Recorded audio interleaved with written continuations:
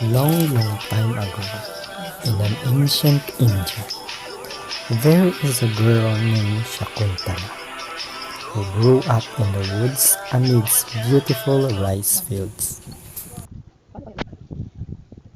She is kind, caring, friendly, a loving daughter, and a beautiful lady that anyone who saw her for the first time was taken aback with her beauty.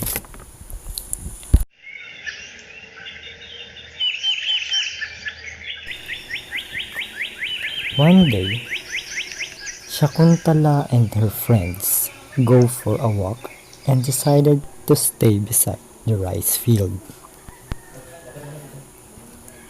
They are reminiscing their childhood until Shakuntala heard something unusual that frightened her and makes her call the name of the king without being aware that the king is already behind the tree. King of Hastinapur, help us! Help your ladies!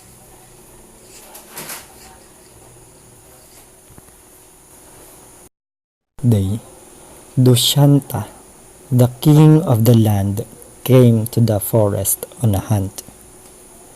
And instead of a wild boar or a deer, his eyes fell on the beauty of Shakuntala. He was walking on the aisle when he heard the noise asking for help. King Dushyanta was stunned by Shakuntala's great beauty and hid himself behind a big tree, waiting for a chance to show himself. Who are you? My princess, please forgive me for my action. My name is Dushyanta. I am the king of this kingdom. I have heard a voice asking for help. That's why I am here. Now tell me what happened.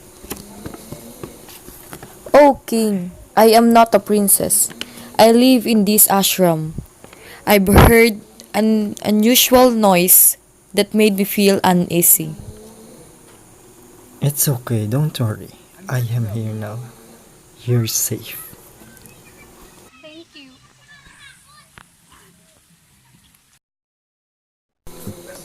From then on, Dushyanta started staying in the ashram and soon grew close to Shakuntala. In the serene environment of ashram, Dushyanta's affection for Shakuntala grew into love.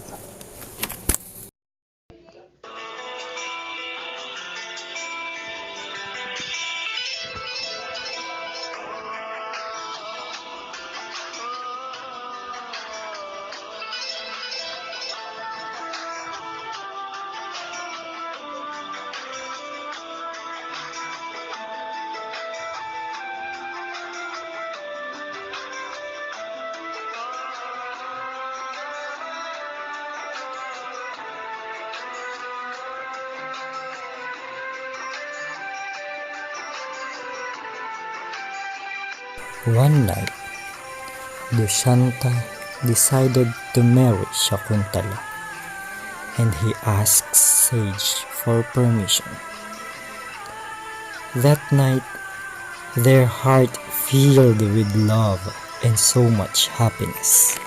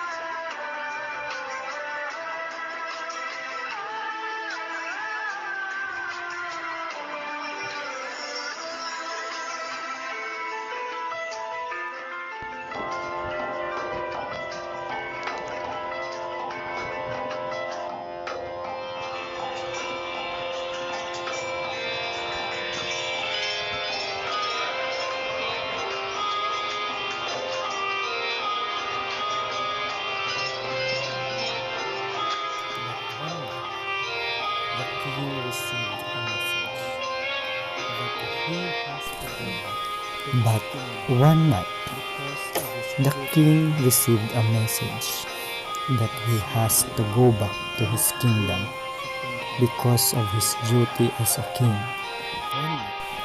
And sadly, he cannot bring Shakuntala with him. One night, Sage Agastya came to ashram. The sage stood there for some time. But even then, Shakuntala did not notice him. The sage grew terribly angry and he My cursed him. lord, Shakuntala is deeply disturbed. Her husband is not with her, and she is expecting a child. Please, pardon her and give remedy for this curse. Alright, okay. If Shakuntala showed her husband any article that he has given Thank you, her, my lord. he will remember everything. Shakuntala, having waited for so long for Dushyanta, she decided to meet him on his palace. She took her belongings and leave the ashram together with her friends.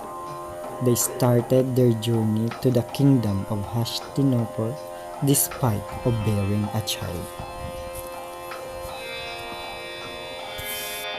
Shakuntala, having waiting for so long for Dushyanta, she decided to meet him on his palace. She took her belongings and left the ashram together with her friends. They started their journey to the kingdom of Hastinapur despite of bearing a child. Because of deep exhaustion, Shakuntala's friend let her rest for a while and refresh herself on the riverbank.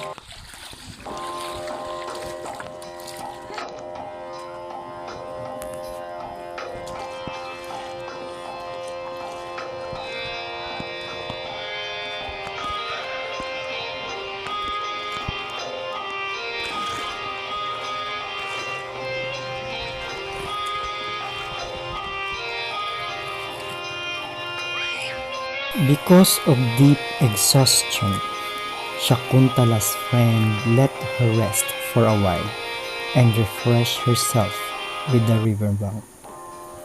She didn't notice that she lost the ring.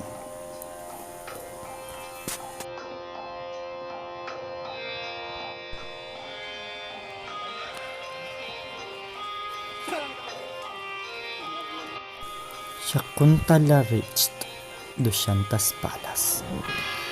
She was expecting a warm reception from Dusyanta.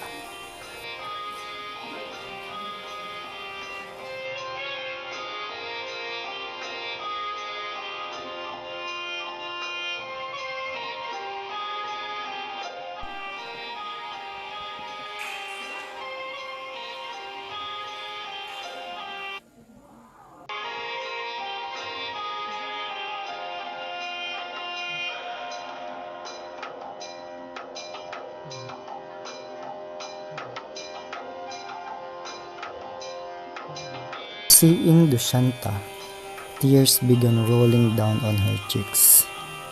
She forgot all the sufferings she has undergone on his absence.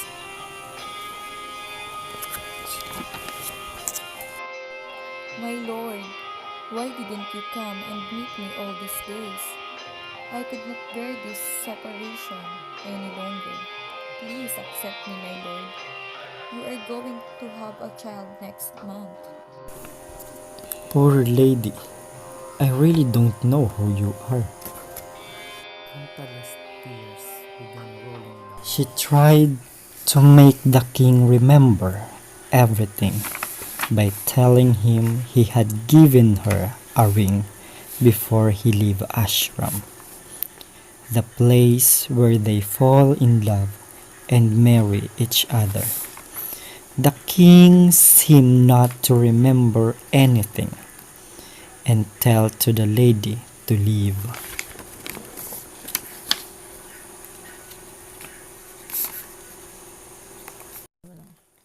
Young lady, please, leave the palace. Go away and don't disturb me.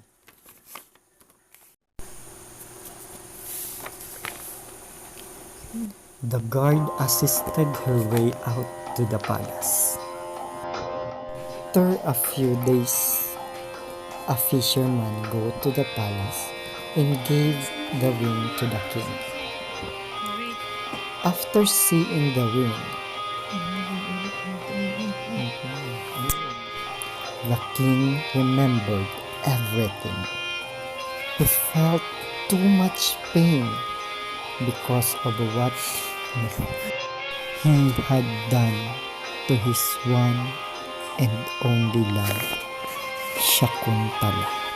He went to the forest to search Shakuntala, but days became months and years passed on. One day, the king again decided to go search Shakuntala. Then, beside the rice field, he found two boys playing. He found out one of the child was his.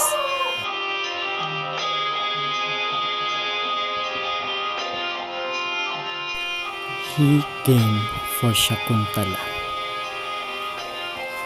Shakuntala was listening. She was too happy to see him.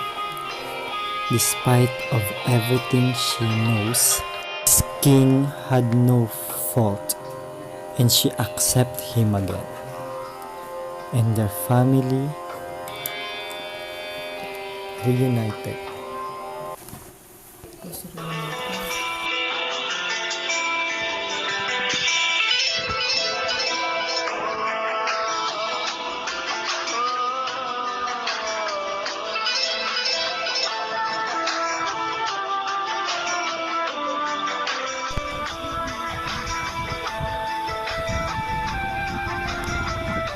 Lakad, masaya ka kunwari.